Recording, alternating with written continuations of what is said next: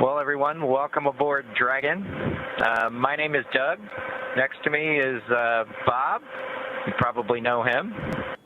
We're so glad to be with you this evening and welcome you on board Dragon.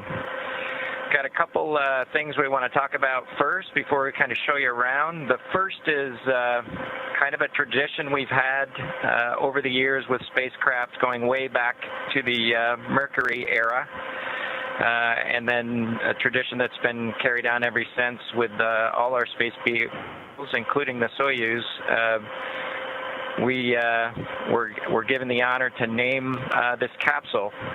I know most of you at SpaceX especially know it as Capsule 206, but I think all of us thought that we could maybe do a little bit better than that. So without further ado, we would like to welcome you aboard Capsule Endeavour.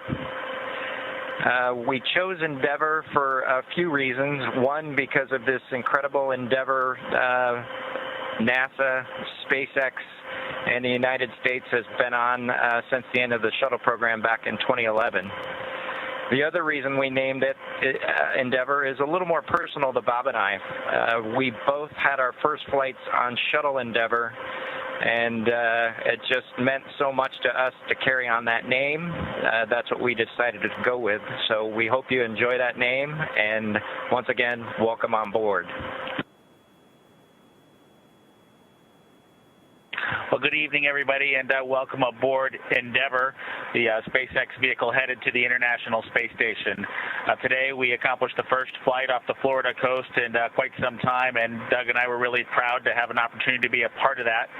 We're doing it in a brand new spaceship, a spaceship that's a lot different than its namesake Endeavour, the space shuttle, in that it has touch display screens that allow us to accomplish most of the interfacing requirements that we have. We'll have if Doug pans over and points at the display in front of me, you can see the forward view that we had during the maneuvers that we most recently did. You can look out the window. It looks like the centerline camera doesn't have a lot of content on it now. We're kind of pointed into space so that the windows can see the Earth below us. But we've got the capability to interface with the vehicle, and it's kind of interesting. There's a command. This little button over here is actually what the commands are for our displays. One thing that does get lost is there is a extensive button panel down below as well. So over on this side, we can turn the displays on and off, as well as send some commands for some contingency situations. On the other side, we have the ability to deploy chutes and things like that on entry. So we do have some buttons, but the primary interface is these displays. So nice, new, modern cockpit that we've got for our compared to our namesake, the Space Shuttle Endeavour. I'm going to migrate a little bit away from our seats here, and Doug from his seat is going to continue to try to follow me so you can tell what can be seen from the seat that he sits in. So from his seat, when he is inside in the vehicle, strapped in, this is what his view actually looks like. You can see a window off to the one side. We each have a window that we can view out and see what's going on outside. That was exciting on ascent for us to be able to see the arm rotate away from the pad, and that's when we both, I think, knew that we were going to launch today. So that was super cool.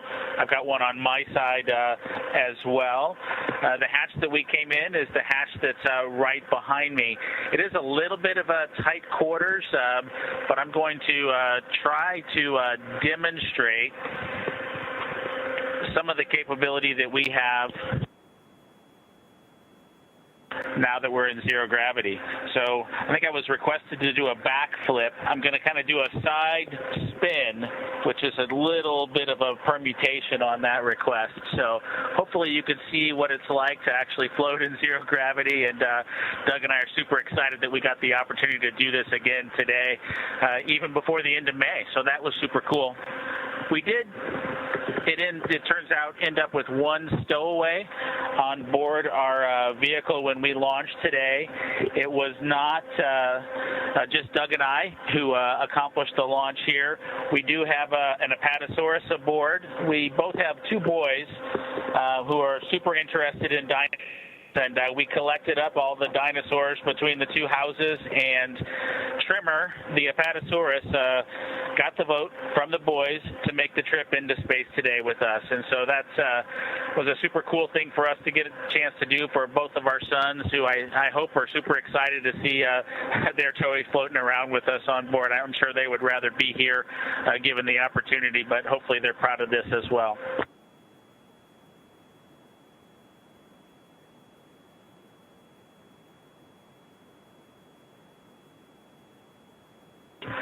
Okay, as we work our way towards one of the windows, unfortunately it's getting a little bit dark, but I don't know if Bob can pan over here. We just passed off of the coast of Newfoundland, and we're headed over to over the Atlantic right now. I don't know if you can get a good picture of that.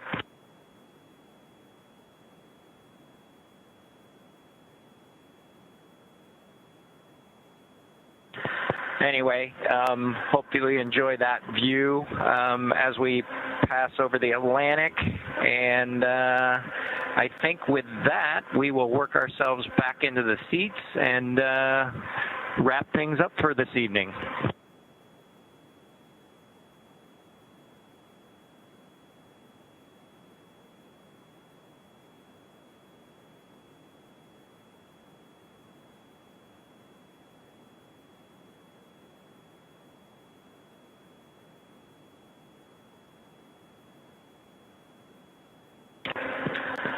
So Doug's there making a nice big smile for the camera. I hope you enjoyed the trip today with us on board the Dragon Capsule Endeavor with our friend Trimmer, the Apatosaurus, and Doug and I. We just would like to thank SpaceX, we'd like to thank NASA, and we'd like to thank the American people for the opportunity today. And we're really proud of the entire team that was able to accomplish human spaceflight again from the Florida coast. Just a wonderful experience. Doug and I are just so proud to be a part of it, and just want to thank everybody who gave us this opportunity and worked so hard to make this happen today. So with that, I think it'll be good night from Capsule Endeavor. Good night to everyone at NASA, at SpaceX, and the United States, and congratulations to the teams that got us into orbit. And we're looking forward to seeing Chris Cassidy and his Russian colleagues on board the International Space Station tomorrow morning. Good night, Megan and Theo. And Karen and Jack.